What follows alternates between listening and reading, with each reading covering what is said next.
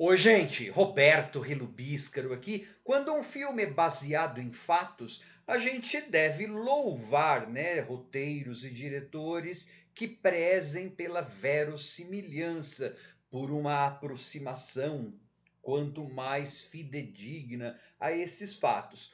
Por outro lado, já lá na Poética do Aristóteles, ele diz que a verossimilhança é muito importante, mas ela não é tudo da obra, né? A obra precisa ter é, jeitos para que você fisgue o público, né? Tem que ter a fábula, desenvolvimento de personagens, coisas desse tipo. E este filme, I Hostage, que agora em abril de 2025 a Netflix adicionou ao seu catálogo, ele é claramente influenciado por um tipo de dramaturgia que a gente chama de aristotélica. Então é por esta régua e por este compasso que este filme deveria ser analisado, né? E olha, gente, pode ser verossímil, mas o filme ele se arrasta tanto em suas 1 hora e 42 minutos, em um tempo em que ele não faz jus, né? Aquilo que está lá mal dava para preencher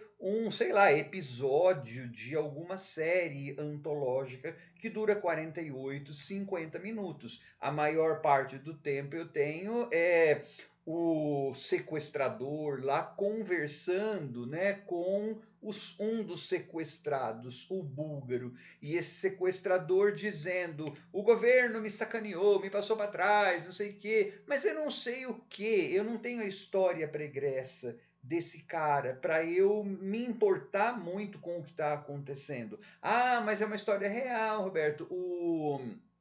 Nunca ficou claro qual é a motivação dele, tudo, mas talvez dê para intuir por causa do nome, né, da etnia. Não, não, não, não funciona assim não.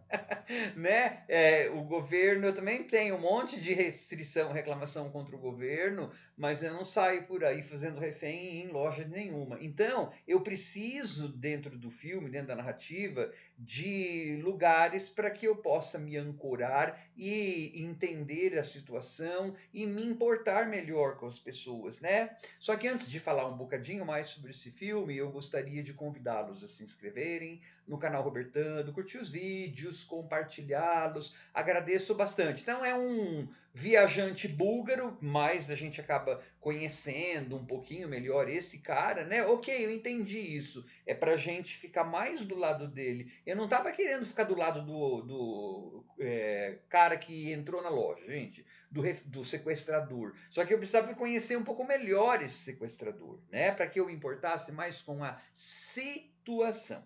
Bom, esse cara perdeu os earbuds, eu sei lá. E então ele vai comprar outro. E bem nessa hora, a loja da Apple, lá no centro de Amsterdã, tem um cara que entra lá falando que vai explodir. Então eu tenho essa situação, só que na parte de cima, não sei o que, tem vários clientes e funcionários que ficaram escondidos. Então a gente supostamente fica tenso durante o filme porque nossa, será que o cara vai descobrir essas pessoas? Coitadas dessas pessoas. Uma tiazinha começa a ficar doente lá dentro, não sei o quê. Tudo bem, né? A gente não precisaria saber detalhes da vida dessas pessoas para se importar com elas. Só que assim, o filme ele fica, claro, por uma necessidade, inclusive do roteiro, ele fica entre essas pessoas que estão lá, entre o sequestrador e o búlgaro conversando, falando. E claro, com coisas da polícia também, porque a polícia está na jogada. E a polícia tem que resolver vários problemas, por exemplo, intromissão de influencers, né? De influenciadores que ficam dando informação que não podia dar, o fato da loja da Apple ser toda centralizada, inclusive a trilha sonora, e a hora que apagam as luzes em Nova York, isso aí seriam assim, como é um suspense, seriam mini bombas embaixo da mesa, embaixo do sofá, para a gente ficar, meu Deus, será que eles vão conseguir fazer em tempo com que essa trilha sonora não... será que esse cara vai ver a postagem da influencer? Não. Né? Por uma suposta verossimilhança, não sei, nada disso é usado como elemento de suspense. Mas esse é um filme de suspense, ele não é um documentário.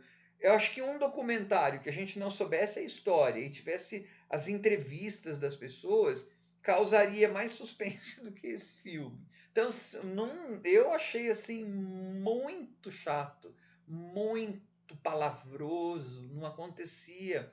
É um filme de suspense, né? Então, para mim, ele não funcionou. Ah, que boas intenções, tal. E tem um certo lugar aí que tá cheio delas, gente. É um filme, por mais que eu tenha que reconhecer, né, elementos de dignidade e de verossimilhança, ser fidedigno ao que realmente aconteceu, tal.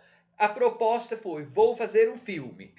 Inclusive nos modelos aristotélicos tem unidade de ação, unidade de tempo ali dentro, né? Se passa num lugar só e até certa unidade de ação, porque todas as coisas que estão acontecendo se relacionam àquela ação central. É uma narrativa puramente aristotélica. Precisava ter lido melhor. Melhor a poética do Aristóteles quem fez. Então, não. Ai hostage, sei lá, ai tédio. Eu fiquei com sono, 1h40 e poucos. Aí depois tem o final, né? Que vai acontecer com o cara. Eu não me importei com nada do que aconteceu com o cara. Eu não sabia de nada, né? Ninguém me deu estofo, assim. E a tendência da gente realmente, claro que eu estava torcendo mais para quem estava sendo preso ali dentro, mas eu precisava ter conhecido, né? A história um pouquinho, inventasse, ou fizesse um documentário, ou fizesse um outro filme, sei lá, ligeiramente baseado nisso.